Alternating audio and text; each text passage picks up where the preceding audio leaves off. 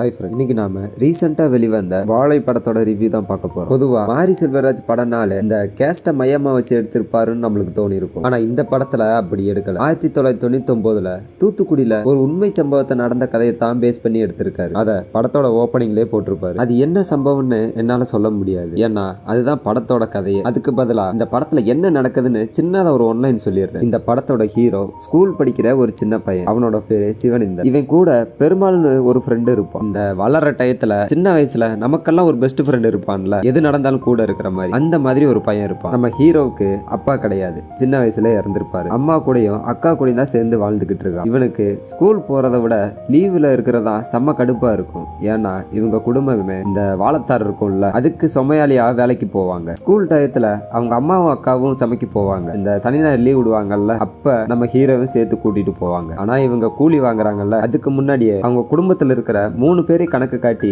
அவங்க அம்மா அட்வான்ஸ் காசு வாங்கிடுவாங்க. அவ்வளவு கஷ்டமா இருக்கும் அவங்க குடும்பத்துக்கு. வாரத்துல 2 நாள் சனி ஞாயிறு லீவ் வரும்ல, அதுலதான் நம்ம ஹீரோ போவான். சின்ன வயசுன்றதுனால அவனோட கழுத்தும் தலையும் செம்மையா வலிக்கும். அதனாலேயே லீவ் வந்தா செம்மையா கடுப்பாகும். இது ஒரு பக்கம் இருக்க, இவனோட ஸ்கூல் வாழ்க்கை இருக்கும்ல, ரொம்ப சந்தோஷமா போகும். இந்த சேகர்னு ஒரு பையன் சொன்னல, ஹீரோவோட பெஸ்ட் ஃப்ரெண்டு, அவன் கமல் ரசிகர், நம்ம ஹீரோ ரஜினி ரசிகர். இந்த கமல் சாரி ரஜினி சாரியும் பேஸ் பண்ணி இவங்களுக்குள்ள ஒரு சின்ன சண்டை வரும். ஆனா உடனே காம்ப்ரமைஸ் ஆகிடுவாங்க. நம்ம ஹீரோவுக்கு அந்த ஸ்கூல்ல இருக்க டீச்சர் மேல ஒரு சின்ன கிரஷ் இருக்கும். எந்த அளவுக்குன்னா, படத்துல ஒரு சீன்ல அவங்களோட கர்ச்சீஃப் ஏதோ ஒரு இடத்துல கீழே விழுந்துரும். அத அவன் ஞாபகமா எடுத்து வச்சிருப்பான். இந்த வீக்கெண்ட்ல சமக்க போவான்ல, அப்ப கூட இவனுக்கு 2 பேர் தான் சமக்க போவாங்க. என்னதான் கஷ்டப்படுற ஃபேமிலியா இருந்தாலும் நம்ம ஹீரோ நல்லா படிச்சு எப்பவுமே கிளாஸ் ஃபர்ஸ்ட் தான் எடுப்பான். இப்படி போயிட்டு இருக்க நம்ம ஹீரோட வாழ்க்கையில என்ன நடந்துச்சுன்றதுதான் இந்த படத்தோட கதை. கிளைமேக்ஸ் வரைக்கும் என்ன நடக்குன்றது தெரியாமையே கொண்டு போவார். லாஸ்டா ஒரு 5 நிமிஷத்துலதான் நம்மள செமையா ஃபீல் பண்ண வச்சிருப்பான். என்ன ஆயிருக்கும்னா, படத்தோட ஓப்பனிங்ல இருந்து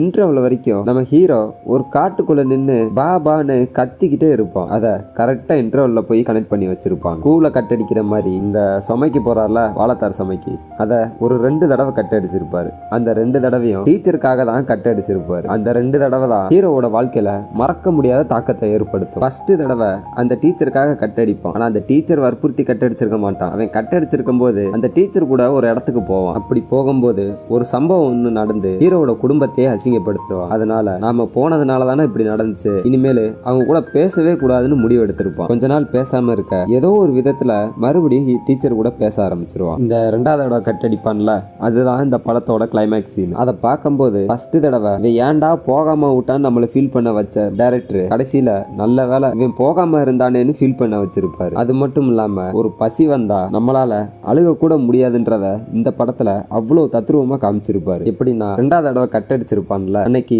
ஹீரோ காலையில சாப்பிட்டுருக்க மாட்டான். டீச்சர் கூட போயிட்டு வந்துட்டு பசி தாங்க முடியாதனால வீட்டுக்கு வந்து அவங்க அம்மாவுக்கு தெரியாம ஒரு தட்டுல சோறை போட்டு சாப்பிட ஆரம்பிப்பான். அவங்க அம்மா எந்திரிச்சு வந்து பாத்துருவாங்க. ஆல்ரெடி ஃபர்ஸ்ட் டைம் இப்படி கட்டடிச்சதுனால ஒரு பெரிய சம்பவம் நடந்துச்சுல, அப்போ அவங்க அம்மாவுக்கு சத்தியம் பண்ணிருப்பான், இனிமேல் நான் இந்த மாதிரி பண்ண மாட்டேன்னு. ஆனா 2வது தடவை இப்படி பண்ணதுனால அவங்க அம்மாவுக்கு செம்மையா கோவம் வந்து அவனை அடிக்க போக அந்த சோறை சாப்பிடாமையே அங்க இருந்து தெரிச்சு ஓடிடுவான். அப்படி ஓடி போயிட்டு நைட் டயத்துல திரும்பி வருவான். அப்பதான் அந்த சம்பவம் நடந்திருக்கும். அந்த சம்பவத்தினால ஹீரோனால அழுக கூட முடியாது, ஏன்னா அவ்வளவு பசி வயித்துல இருக்கும். அங்க எல்லாரும் அழுதுகிட்டு இருக்க மறுபடியும் வீட்டுக்குள்ள வந்து மறுபடியும் தட்டுல சோறு எடுத்து போட்டு ஒரு வாயில வைப்பான். அப்ப அவங்க அம்மா அழுதுகிட்டே அங்க வர, எங்க நம்ம அம்மா மறுபடியும் நம்மள அடிச்சிருவாங்களோன்னு சொல்லி அங்க இருந்து ஓடிடுவோம். அதை பார்த்து அவங்க அம்மா ஃபீல் பண்ணுவாங்க. ஒரு வாய் கூட சாப்பிடாம நம்ம மகனை துரத்திட்டோமேன்னு கதறி கதறி அழுவாங்க. இப்படி ஒரு சீனை வைப்பாங்கன்னு படத்துல கொஞ்சம் கூட நம்ம நினைச்சு பார்க்க முடியாது. மொத்தத்துல இந்த படத்தை பார்க்கலாமா வேணாமான்னு கேட்டீங்கன்னா கண்டிப்பா பார்க்கலாம். மியூசிக்கை சொல்ல மறந்துட்டேன் பாருங்க. படத்துல நிறைய பாட்டு இருந்தாலும் ஒரு 3 பாட்டு செமையா இருந்திருக்கும். வழக்கம் போல நம்ம சந்தோஷ் நாராயணன் பிஜிஎம் சீனுக்கு ஏத்த மாதிரி செம்மையா தூக்கி கொடுத்துருக்கும். நான் ரொம்ப சொல்ல விரும்பல, இந்த படத்தை நம்பி போய் தியேட்டர்ல பார்க்கலாம். சரிங்க, வீடியோ பிடிச்சிருந்தா மறக்காம சப்ஸ்கிரைப்